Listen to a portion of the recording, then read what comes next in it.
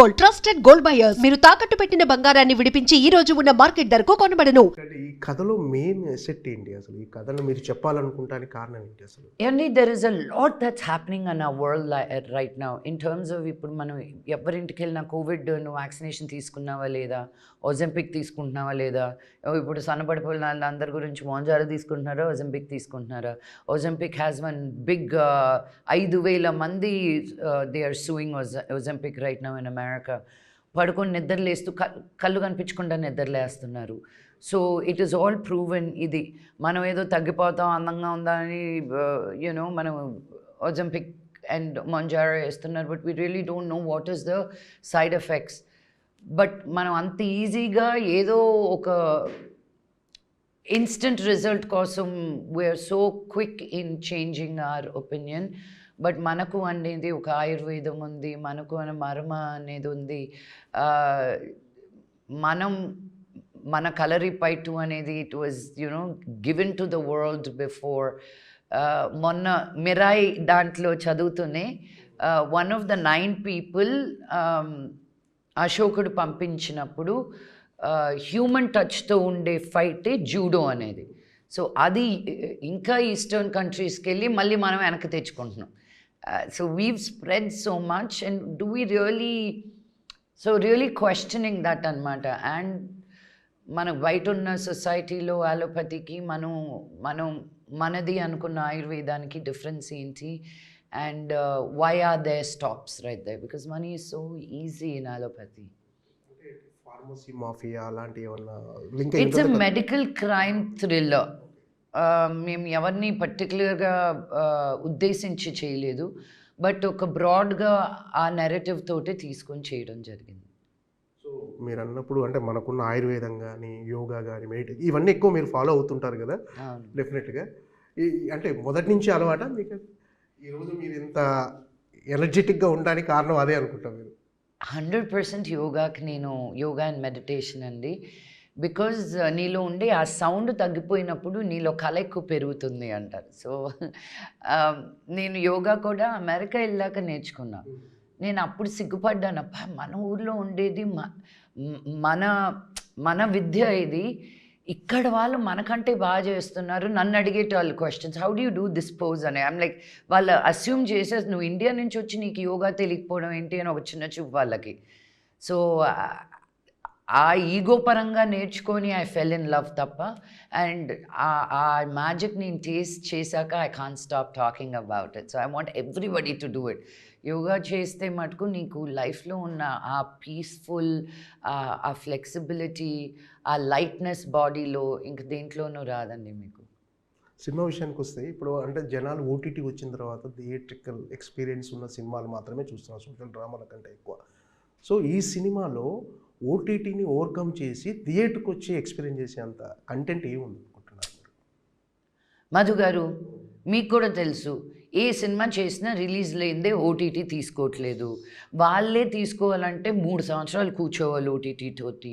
నేను ఆ కథ కూడా 3 సంవత్సరాలు నీతోటి ఉంటాను రా బాబు, నువ్వు తీస్తావా అంటే కరెక్ట్గా 3వ సంవత్సరం ఇంకో 2 రోజులు వచ్చేటప్పుడు ఇది మా పాలసీ మారింది, we're changing the way we're looking at our future films అని నిన్ను నిర్దాక్షిణ్యంగా డ్రాప్ చేసేస్తారు.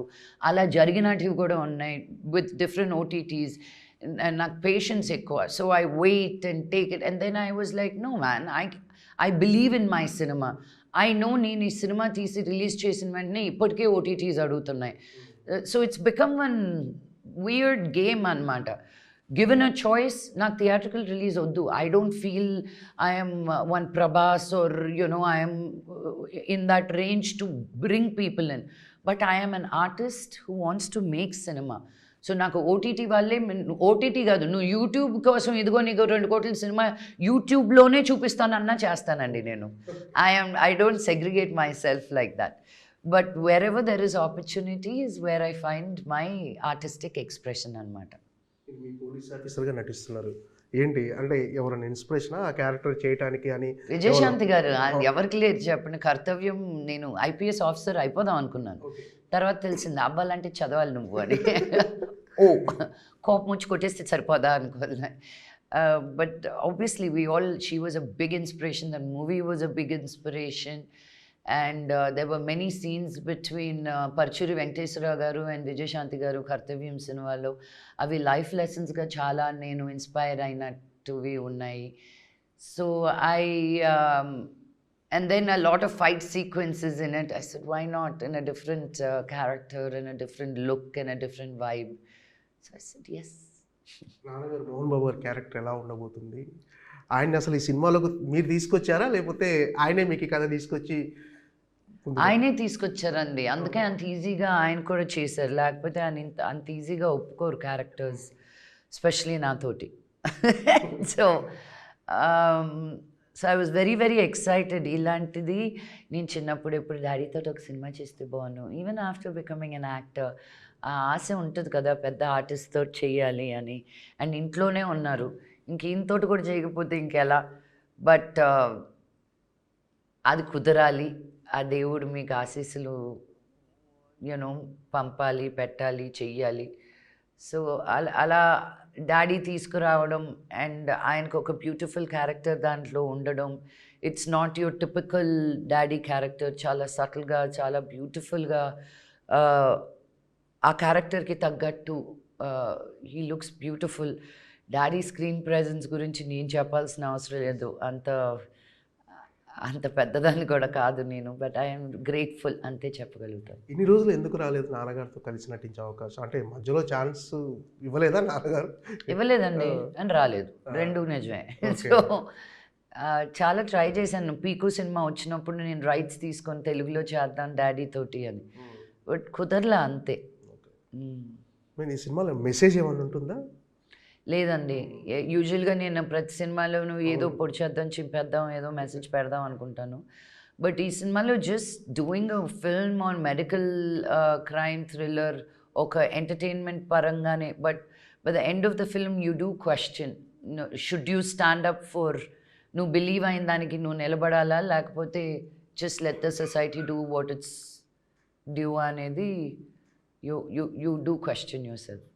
అంటే ఇంతకుముందు చేసిన మెసేజ్ ఓరియంటెడ్ సినిమాలు సరైన ఫలితం ఇవ్వకపోవటం వల్లే వద్దనుకున్నారంటే జనాలు అసలు రిసీవ్ చేసుకోవట్లేరు అనే కాన్సెప్ట్.